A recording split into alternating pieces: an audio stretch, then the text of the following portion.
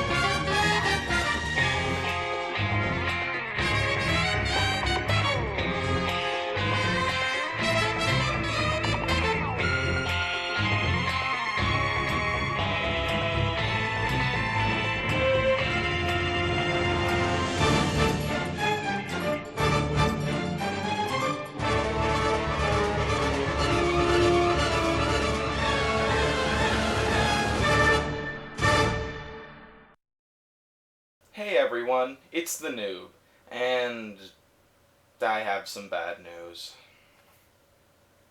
I wasn't able to bring disco back to life. In fact, I'm never allowed to step foot into Applebee's ever again. Well, moving on then. Today I'm going to talk about Destroy All Humans: Path of the Furon. And before I even start playing the game, I have to point something out that I find kind of interesting.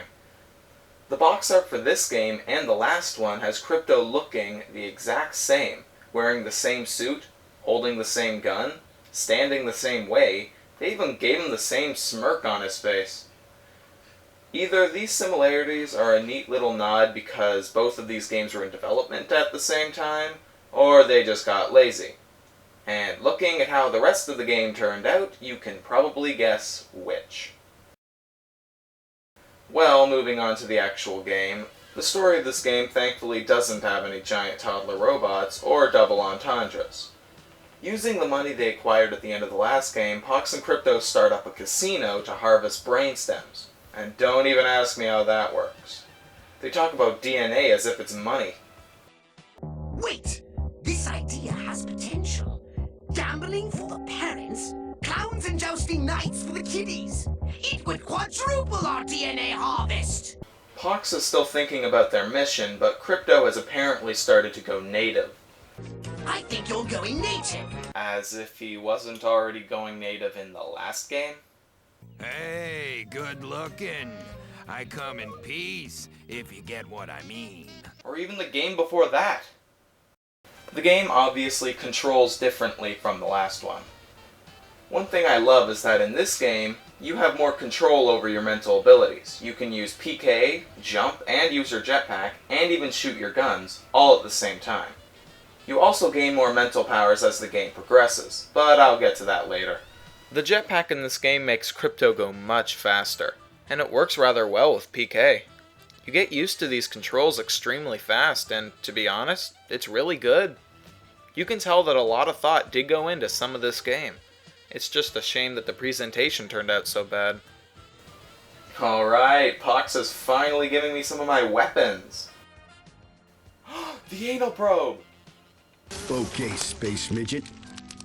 Let's dance.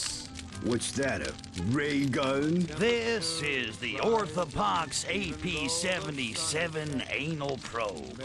It can cause extreme irritable bowel syndrome, if you feel lucky. Now only $5.99. Yeah, people aren't buying them for some reason. The game gets very glitchy at times. For instance, sometimes when I'm talking to Pox, his audio will just cut out for no reason. And this happens way too often. What's going on at this god-awful, gaudy monument to Molinari vanity?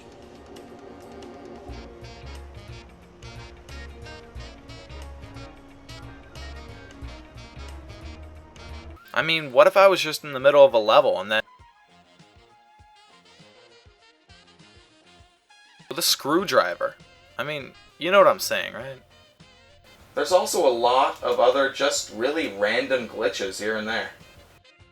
After a while, you get your new saucer. It looks pretty damn cool in my opinion, and the weapons for it are even cooler. A cool feature in this game is that when you use some of your saucer's weapons, especially the death ray, it leaves markings on the ground. It's always fun to try and write things with it. You know what I would like to see? If someone woke up one morning, walked over to their window, and just saw a huge death note on the ground outside. Now that would be creepy. Well, after meeting up with some new alien rivals, the Nexos, destroying the lives of some of my casino rivals, and destroying the entire city, I move on to the next level, Sunnywood. Last time I breezed through this place, I came across this awesome man-eating shark. I realized it was one of those Sunnywood Studios animatic props, but man, it was so real. Let me guess. You, let's say, expropriated it? If that's fancy pants talk for stole it, yeah. But I did replace it with a half-functional look-alike, so hopefully their movie will still go off without a hitch. The one thing I love about this level is that you can PK this giant ball and then use it to destroy things. It's awesome! One thing that I loved about the other two games was their way of putting these aliens into history, making them seem somewhat realistic. It obviously isn't real. Or is it?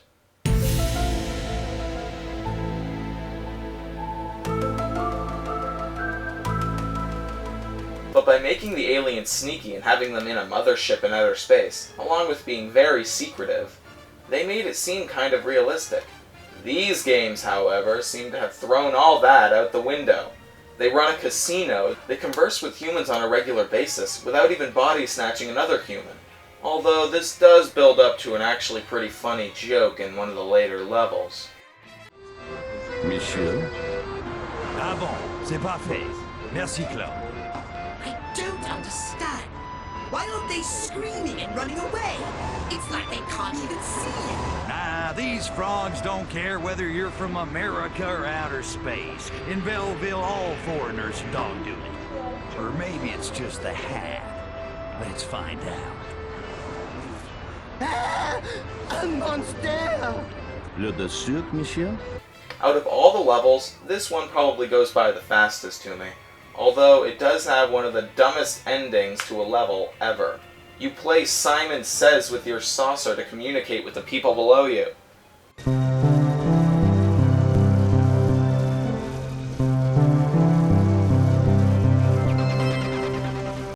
Just blow them up.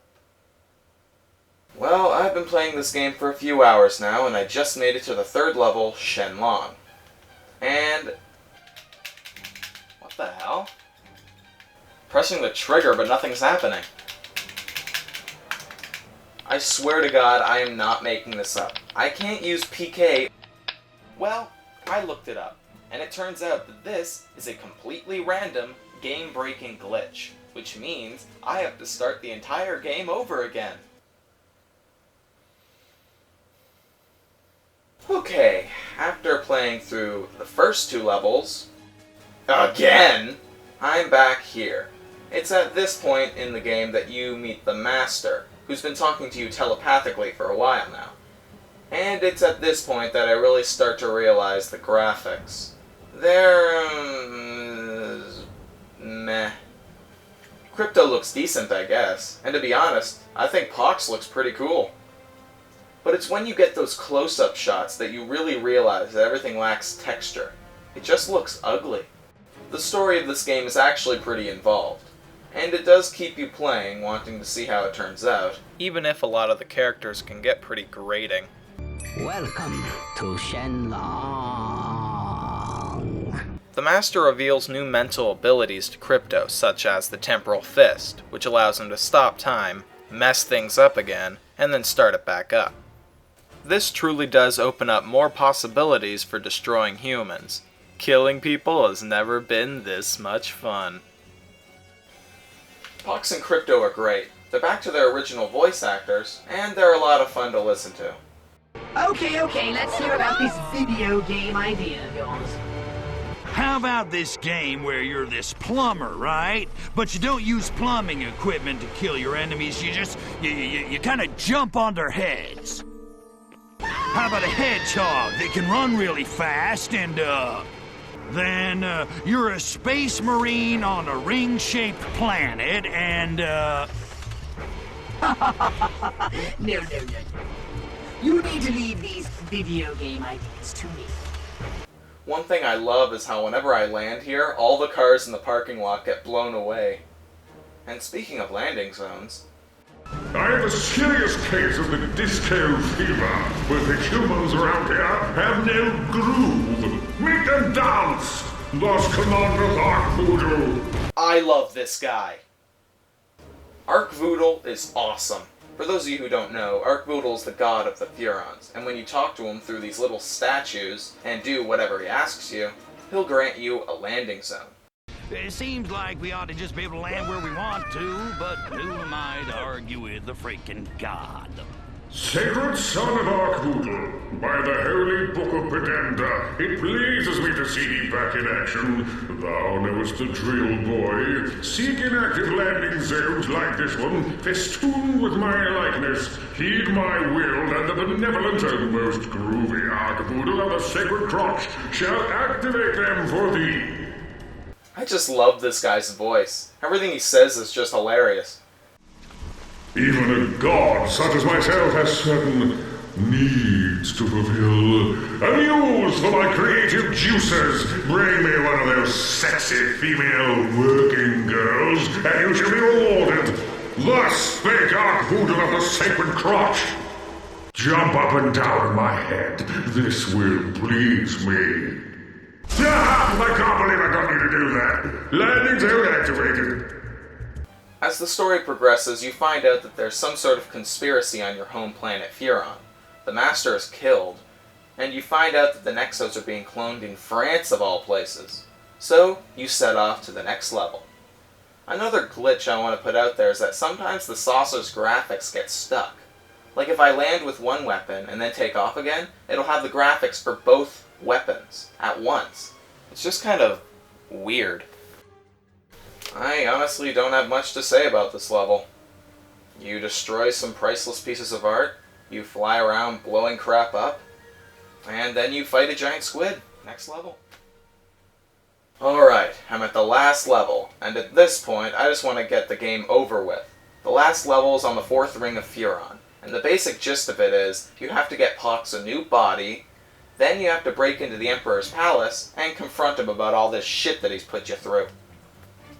I feel really bad for Pox. He finally gets his body back after 3 games, and it's half monkey. I guess some human DNA got in there or something. Well, at least he can walk again. One thing I simply love about this level is that the Temporal Fist is finally used in some puzzles. Pretty creative puzzles, actually. Up until now, you've used it to escape from enemies, shoot projectiles, and just make killing people much easier. In this level, there's a few spots that actually use it pretty creatively. Like in this mission, I have to get up to the top of this room. Now, I've upgraded my jetpack 3 times. I can't upgrade it anymore, and I still can't reach the top. What you're supposed to do is freeze time and use these pieces of wood as platforms to get up. Since time is stopped, they'll just sit in midair and won't fall down, allowing you to get some extra height and make it up to the top. Now, that's really clever. I just wish it didn't take them until the last level of this game to finally figure that out. This isn't the longest game in the world, but it's long enough. The thing is, after you beat the game and all of the side missions, there's nothing to do. The 2-player sucks, and you can't go back and replay any missions, so you're pretty much just stuck in limbo. All there is to do is kill people, which, I'm gonna be honest, gets old really quick. I know I said earlier that killing people is fun, but once you've been doing it for the entire game, not to mention the last 3 games, it gets pretty boring. It's freaking boring! The game is also way too easy. Most of this is because of the Temporal Fist ability, which, like I said, is very cool and creative, but it really does take a lot of the fun out of the game. Enemies can be killed without even breaking a sweat, The bosses are just jokes. And the weapons you're given are sometimes overly strong. And I pretty much went through this entire game without dying once. Overall, the game's not that good. It can be fun at times, but the terrible graphics, annoying glitches, and annoying characters can really take you out of it. I mean, look at the trailers! The trailers make this thing look awesome. Even the cover, even the box art makes this game look like it's going to be good. I mean, look at the last game. You look at this and it's just like, what did you expect? But this game actually tricks you into thinking it's going to be good. So, all in all, the game sucks. But, just like the last one, it's not the worst. Now, I was going to mention the ending of this game, but seeing as how a lot of people out there don't like spoilers, I'm just going to stop here. I'm the noob, and I have nowhere to go. I'm just going to sit here while it fades out.